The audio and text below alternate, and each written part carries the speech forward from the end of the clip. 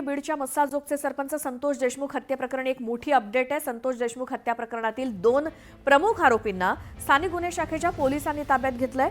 पुण्यातनं 2 आरोपींना ताब्यात घेतल्याची माहिती मिळाली आहे आणि हत्या प्रकरणातील फरार असलेल्या सुदर्शन घुले आणि सुधीर सांगळेला पोलिसांनी ताब्यात घेतलंय। फरार 3 आरोपींपैकी 2 आरोपी आता पोलिसांच्या ताब्यात आहेत। त्यामुळे तपासाला आणखी गती येणार आहे। आणखी तिसऱ्या फरार आरोपीच्या मागावरती पोलीस आहेत, त्यामुळे त्याला देखील लवकरच ताब्यात घेतलं जाईल आणि तपासाचा वेग आणखी वाढेल। अधिक माहिती घेऊयात, आमचे प्रतिनिधी सुरेश जाधव बीडमधून आपल्या सोबत आहेत। सुरेश, 3 फरार आरोपींपैकी 2 तर सापडलेले आहेत, आता पुढे कसं काय?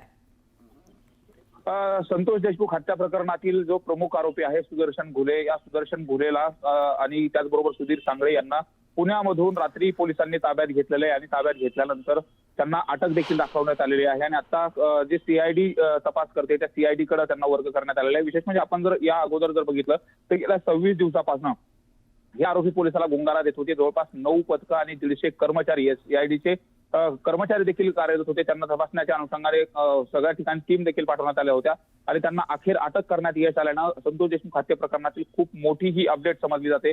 विशेष म्हणजे सुदर्शन घुले यानं ही हत्या केली होती, त्यामुळे ही हत्या नेमकी का केली, याचं कारण काय होतं, त्याचबरोबर कोणाच्या सांगण्यावरून केली होती, या सगळ्या गोष्टी या अपडेटमध्ये आता समोर येणार आहेत। विशेष म्हणजे आपण जर बघितलं तर या अगोदर जे 4 आरोपी अटक आहेत संतोष देशमुख हत्या प्रकरणातील आणि त्यानंतर आता हे 2 जणांना अटक करण्यात आली। दुसरी जी अपडेट मिळते ते संतोष देशमुख हत्या प्रकरणामध्ये संतोष देशमुख केजवरून निघाल्यानंतर त्यांचे जे लोकेशन देणारा होता त्याला देखील ताब्यात घेण्यात आलं, त्याला देखील अटक करण्यात आलेलं आहे। त्यामुळे पोलिसांनी आता सीआयडी कडे यांना वर्ग केलेला आहे। सीआयडी तपास कामी त्यांना आता घेऊन जाणार आहे। प्रत्यक्ष घटनास्थळ पाहणी असेल, त्याचबरोबर कोणते हत्यार वापरले होते, तिथपासून कशा पद्धतीने त्यांचा ज्या पद्धतीने निर्घृण हत्या करण्यात आली होती कशा पद्धतीने केली, याचं देखील सगळं जे काही इन्व्हेस्टिगेशन आहे त्या सीआयडी कडून केलं जाणार आहे। मात्र संतोष देशमुख हत्या प्रकरणामध्ये सुदर्शन घुले हा प्रमुख आरोपी होता आणि त्याला अटक केल्यामुळे आता एकूणच या संतोष देशमुख हत्या प्रकरणाचा उलगडा होईल हे देखील स्पष्ट होत आहे। बिलकुल सुरेश, धन्यवाद या सगळ्या माहितीसाठी।